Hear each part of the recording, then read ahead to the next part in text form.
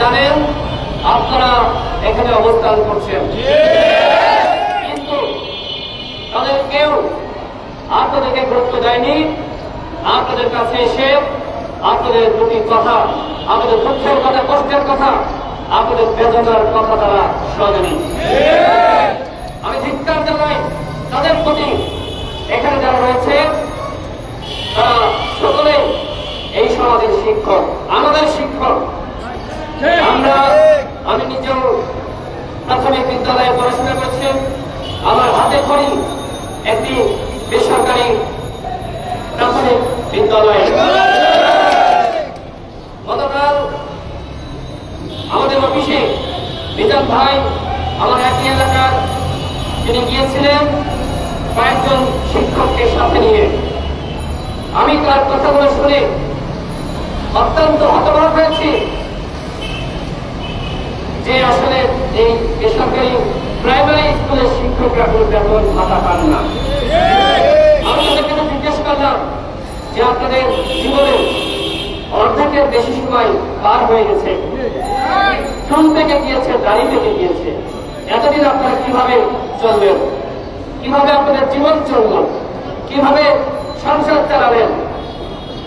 তারা বললেন যে আশায় আশায় আমরা আমাদের জীবন এইভাবে পার করছি যে আজটা কাল কালরা পরশু আমাদের জাতীয়করণ করা হবে এবং এই যে 20 বছর আমরা বেকার খেটেছি আমাদের বেতন ভাতা একসাথে দিয়ে দেওয়া হবে।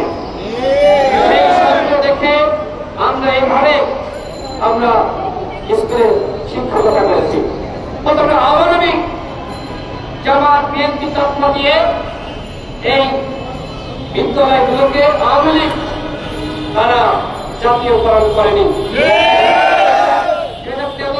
2013 সালের 9 জানুয়ারি 26,193টি বেসরকারি বিদ্যালয়কে তারা জাতীয়করণ করে, কিন্তু প্রায় 4,000-এর অধিক পার্বত্য, পার্বত্য জেলা ও শীতমহল সহ বিভিন্ন জেলা 4,000-এর অধিক প্রাইমারি স্কুলকে জাতীয়করণ করা হয়নি। প্রায় 20,000 শিক্ষক যারা আজকে কষ্টের মধ্যে রয়েছে, এই শিক্ষকদের প্রতিনিধি হিসেবে বাংলাদেশ বেসরকারি প্রাথমিক শিক্ষক সমিতি তারা ঢাকায় এসেছেন, 4 দিন আপনাদের টানা অবস্থান করছেন। আমার পাশে এই যে দেখেন নারী শিক্ষিকা, এখানে অসংখ্য নারী শিক্ষিকা তারা এসেছেন। তাদের সন্তান হয়তো বাড়িতে রয়েছে, বাসায় রান্না হচ্ছে না, মা ঘরে নয়, মা ঢাকায় এসেছে ওই সন্তানের মুখে দুবেলা খাবার যাতে তুলে দিতে পারে তার অধিকার পুরস্কার জন্য। আজকে বাবারা ঢাকায় রয়েছে। আজকে আমি যদি উপদেষ্টা হতাম, আমি যদি সরকারের শীর্ষ কর্মকর্তা হতাম, তাহলে আমি প্রতিদিন এই প্রেস ক্লাবের সামনে আসতাম আর খোঁজ নিতাম কে কোন দাবিতে এখানে এসলো, কে কোন দাবি নিয়ে এখানে বসলো, প্রত্যেকের কথা আমি শুনতাম। কারণ আমি রাজধানী করি, যারা রাষ্ট্র পরিচালনা করে তারা আপনাদের ঠাকুর, তারা আপনাদের সেবক।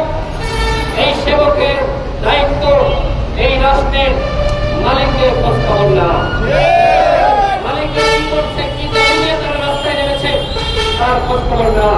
কিন্তু সেটি আমাদের এই জমিদার যারা আজকে এই সচিবালয়ে বসে আছে, এই জমিদারগণ সেটি তারা করছেন না। শ্রমিকের কাছে আসতে ভয় পাচ্ছেন। কেন, কিসের ভয়? আপনি রাজনীতি করেন, যদি আপনি জনগণের পক্ষে থাকেন, জনগণ আপনাকে পেলে বুকে জড়িয়ে ধরবে, জনগণ আপনাকে ঘেরা করবে না।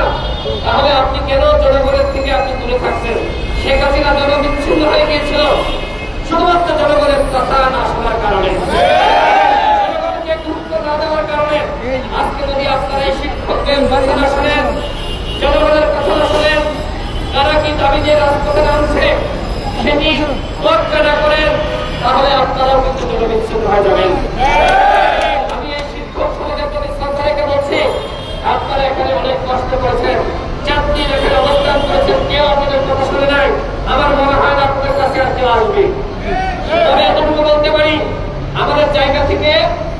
আমরা সরকারের সাথে কথা বলবো।